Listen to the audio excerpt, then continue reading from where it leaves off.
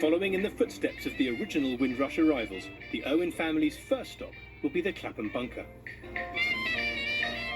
And just like so many other Caribbean immigrants, they've left their youngest child behind.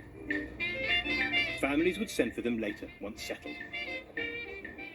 Hi guys. Hello. Hi, I'm Giles. I'm Emma. Hello, Giles. Nice to meet Pleasure. you. Hi, Brianne. Hi, Hello.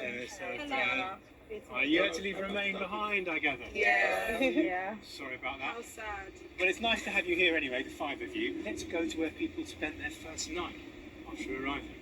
Me. With 180 steps to the bottom, the bunker was home to many of the Windrush arrivals, some for 4 weeks. They were crammed into tiny bunks in a 5-metre wide tunnel and had to put up with the constant noise of underground trains. So this is where people spend their first night. Oh, wow. Is that a bucket to pee? Is that like... Yeah. Well, there's no loo, is there? What is this? That is just horrible. It's just, It's awful. Imagine sleeping under this. I thought I knew what I was going to experience, and I never knew about this.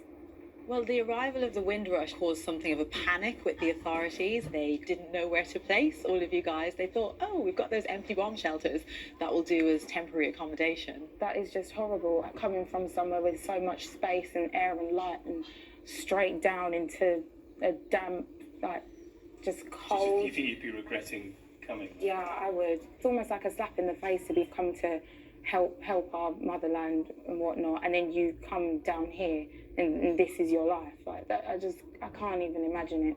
Well, so look, the good news is that, I mean, you're not actually living here, but if you were living here, you wouldn't spend that much time down here because, you know, you've got to earn a living. I'd be happy to work after leaving here. Yeah, that's right. I'd be glad to be out of the bunker. Yeah, absolutely.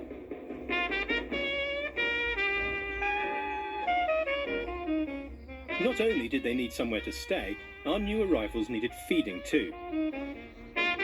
Even though Britain was still under strict rationing, the Women's Voluntary Service stepped in to lay on a proper British dinner, served in a tent near the bunker. Hi guys, welcome to your first meal in England. Wow.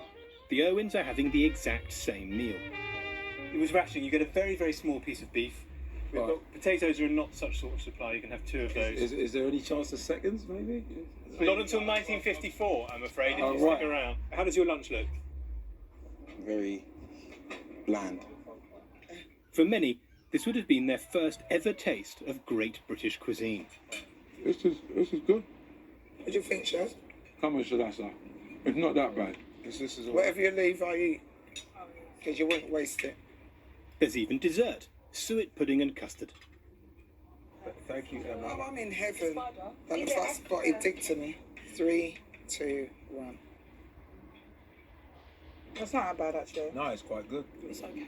The thing about this is we set this up as an experiment, but it's quite hard not to feel guilty as an English person for what it must have looked like to people like the Owens. When it came to serving the puddings, I knew they were supposed to get small portions because it was rationing, and I felt so bad now. I gave them bigger portions of pudding as I thought, this is the least I can do. I think Mum and Dad are going to be absolutely fine. You know, they grew up in the 70s, slightly harder times than now. The kids are going to find it harder.